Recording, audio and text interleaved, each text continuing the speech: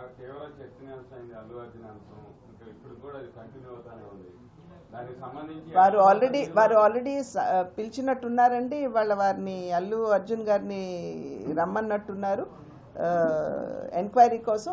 వారి ఏదైతే వారి స్టేట్మెంట్ ఉంటుందో అదంతా కూడా ఇవాళ రికార్డ్ అవుతుంది. ప్రజలందరూ కూడా చూస్తున్నారు జరుగుతున్నటువంటి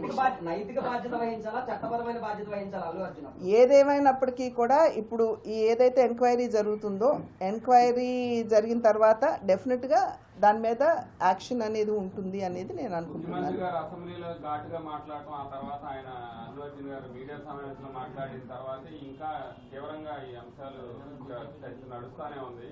దీనికి ఇప్పటికి కూడా 10 లక్షల రూపాయలు 25 లక్షల రూపాయలు ప్రకటిస్తే 10 లక్షలే మాకు అందినాయి అని బాధిత కుటుంబం సంబంధించిన వ్యక్తి ఆ విషయాలన్నీ ఆర్థిక సాయం వీటన్నిటిలోకి వెళ్ళదలుచుకోలేదండి నేను.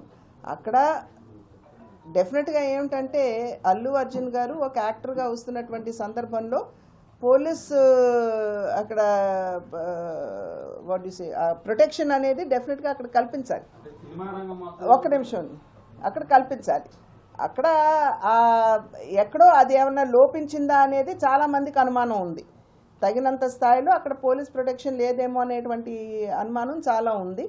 ఆ సందర్భంలో ఒక పేరున్నటువంటి యాక్టర్ వస్తున్నటువంటి సందర్భంలో ఏ రకంగా తొక్కిసలాట జరుగుతుందో అందరికీ తెలుసు.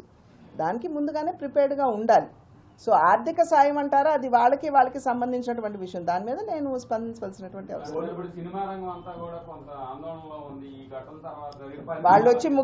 వాళ్ళు ముఖ్యమంత్రి గారిని కలవాలని అనుకుంటున్నారు. వాళ్ళు చర్చించుకుంటారు. ప్రజల ఎమోషన్స్ ఎలా ఉన్నాయంటే ఇప్పుడు ఉమ్మడి నాయకుల మీద వేధింపులు చేసిన పెద్దిరెడ్డి రామచంద్ర మందకొడి గారు స్టేషన్కి సంబంధించి వాళ్ళు ముందు వెస్ట్ సైడ్ డెవలప్మెంట్ అని అనుకున్నారు.